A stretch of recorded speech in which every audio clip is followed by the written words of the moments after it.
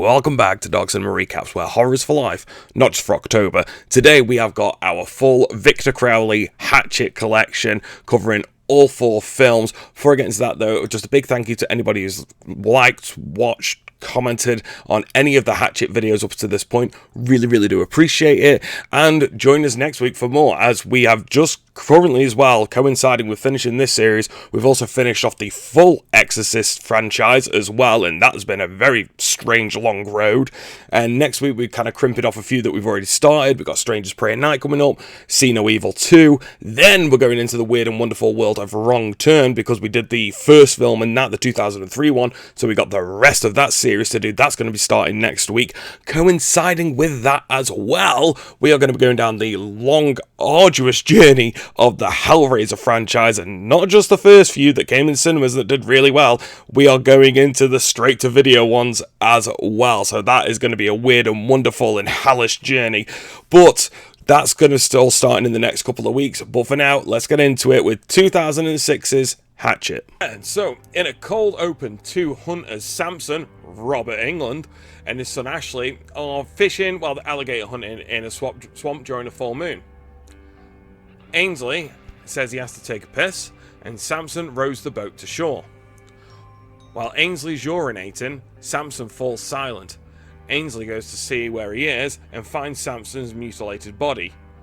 He grabs his harpoon, only to be murdered by a monstrous being. During Mardi Gras, a celebration in downtown New Orleans, there is a group of friends, including Ben and his best friend Marcus, who have come up to have some fun since Ben's girlfriend of 8 years has recently dumped him. Ben decides to go on a haunted swamp tour, and Marcus reluctantly agrees to go with him. The two find that the tour is closed because the guide, Rev Zombie, which is only Tony fucking Todd by the way, was sued for negligence. Rev Zombie suggests that they try a place further down the street owned by the over-the-top inexperienced tour guide Sean. Marcus decides to leave, but changes his mind upon seeing 2 topless girls, Misty and Jenna, with their sleazy talent director Shapiro.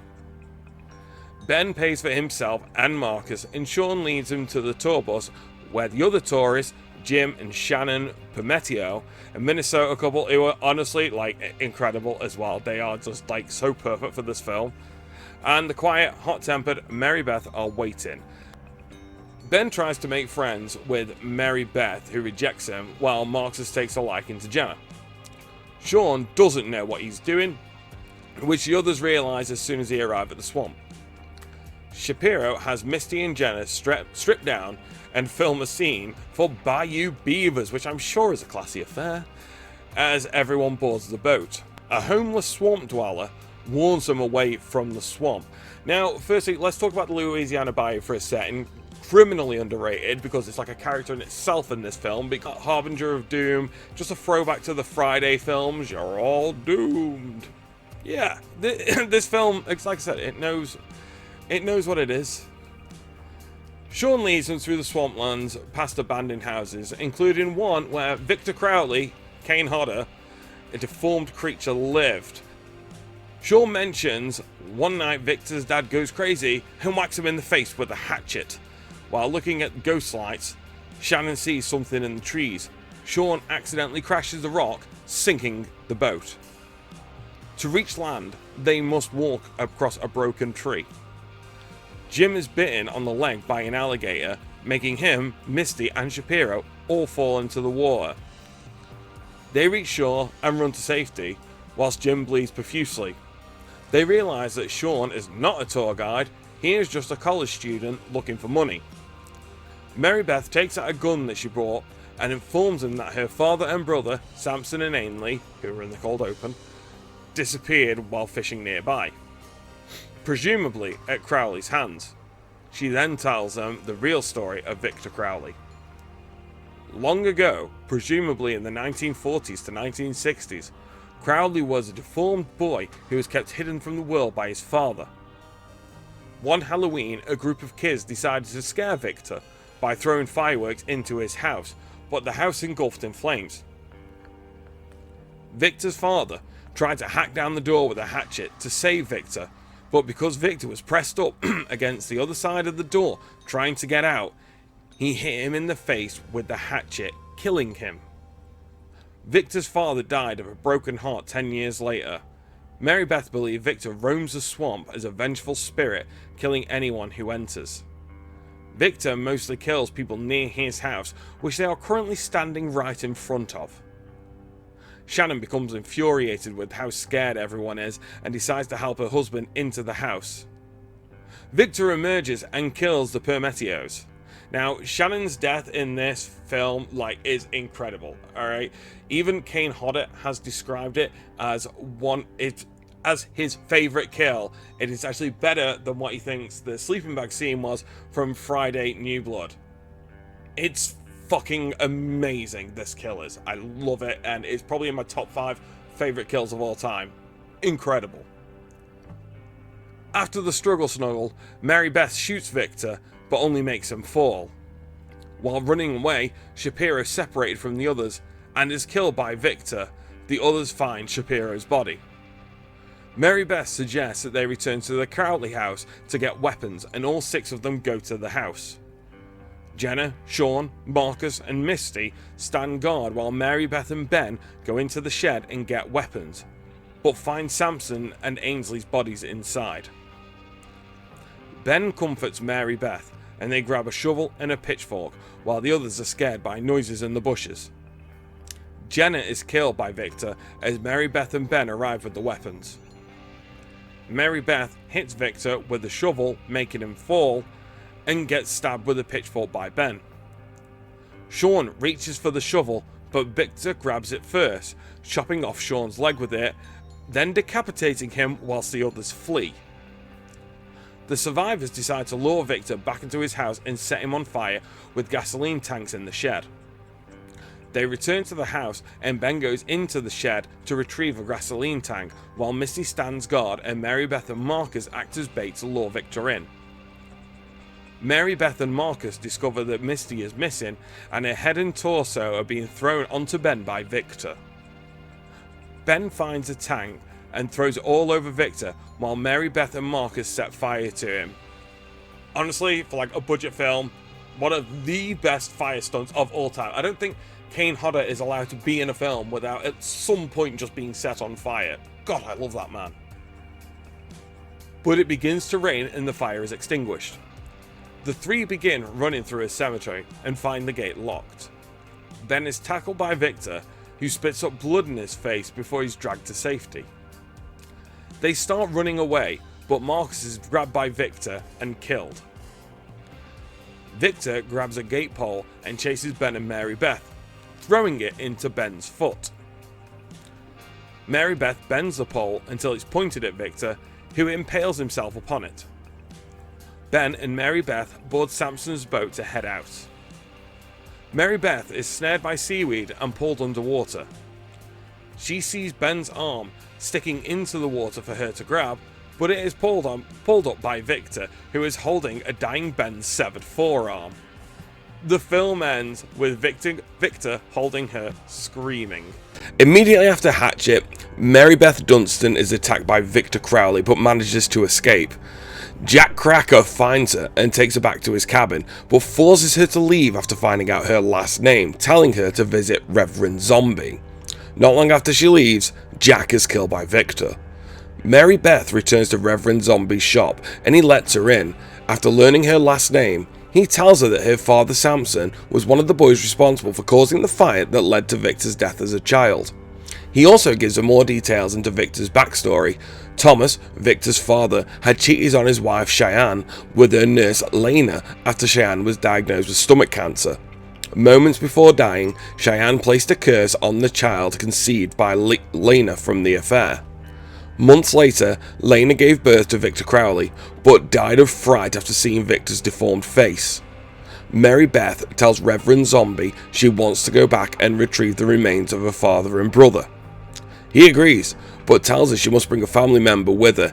After she leaves, Zombie calls Justin, the brother of Sean from the first film, and tells him to summon a group of hunters, specifically including a man named Trent Graves, to go with them. Mary Beth returns home, where her Uncle Bob promptly shows up. He reluctantly agrees to accompany her to a recruitment meeting in Zombie's shop, where Zombie tells the hunters he will pay them $5,000 for the head of Victor Crowley.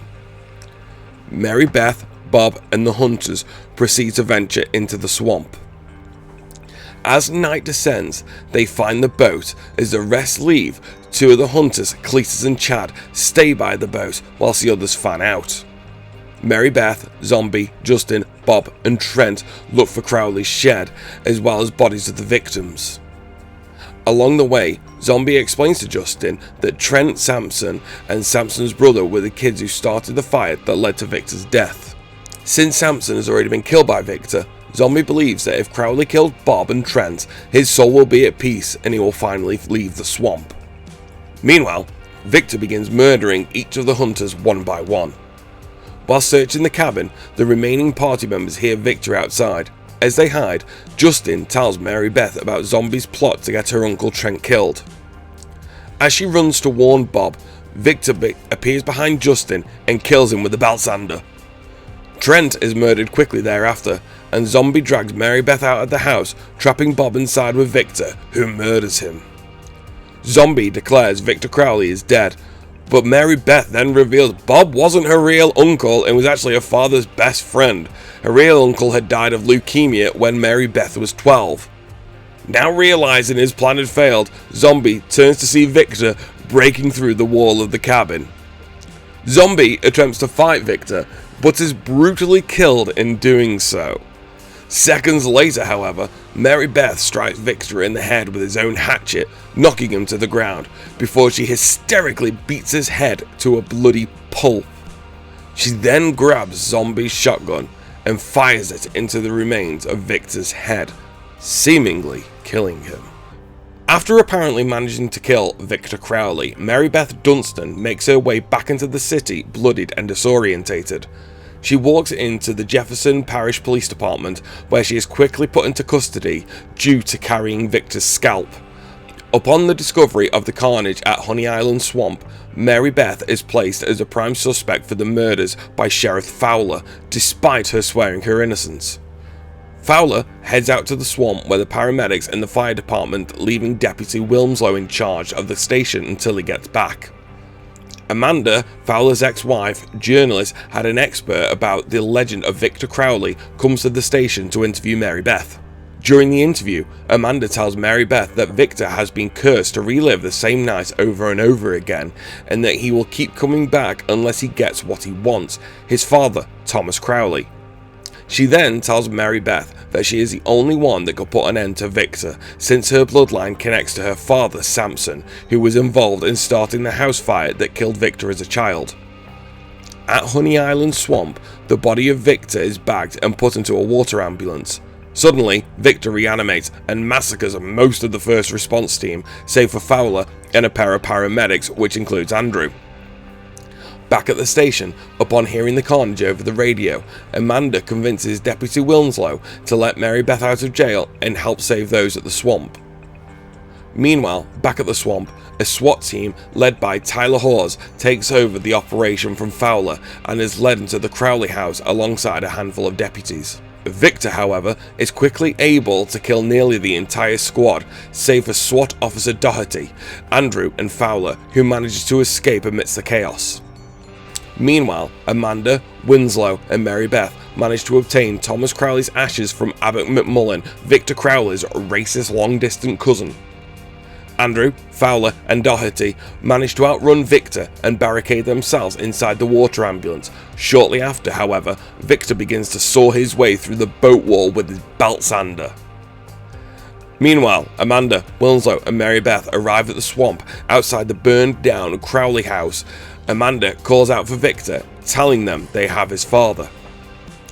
Upon hearing Amanda's voice, Fowler expresses relief, only to be grabbed by Victor and killed with the belt sander. Victor also grabs Doherty and pulls her through a sharp hole in the metallic door, which disembowels her, but Andrew manages to stay hidden and survive. Victor goes back to his destroyed home and finds Amanda and Deputy Wilmslow there, but refrains from attacking when he sees the ashes. Mary Beth offers Victor's father's ashes and apologizes for what her father did to him. When Victor approaches to take the ashes, however, Deputy Winslow mistakes it for an attack and shoots him down. Victor rises back up and kills Winslow and Amanda out of rage before grabbing Mary Beth and impaling her on a tree branch, severely wounding her.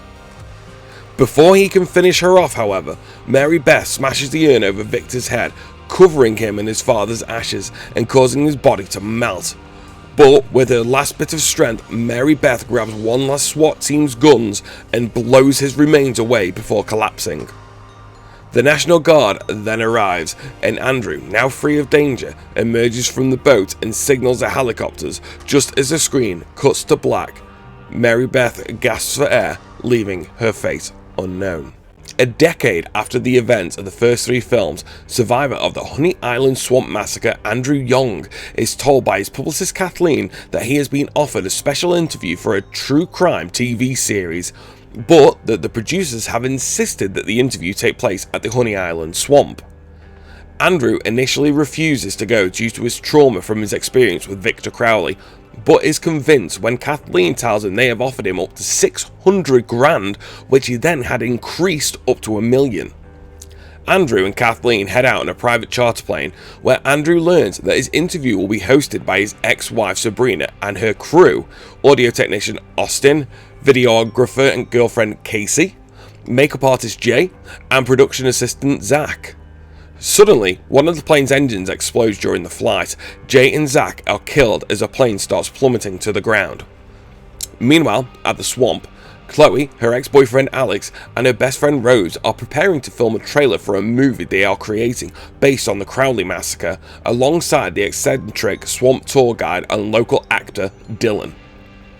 For the sake of research, Rose begins to search YouTube for videos of people attempting to recite the voodoo curse that originally brought Crowley back to life.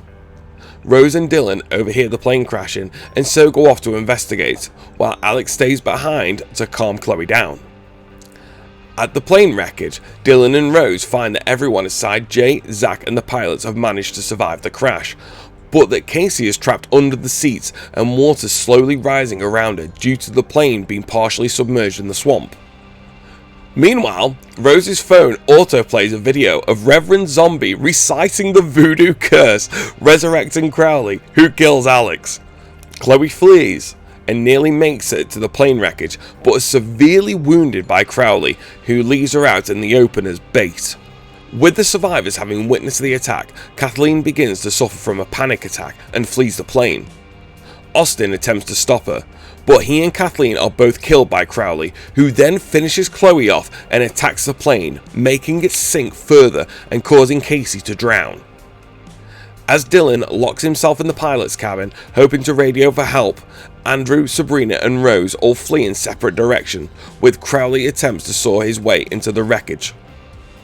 Crowley kills Sabrina and then corners Rose, Dylan and Andrew, who have gotten the plane engine working.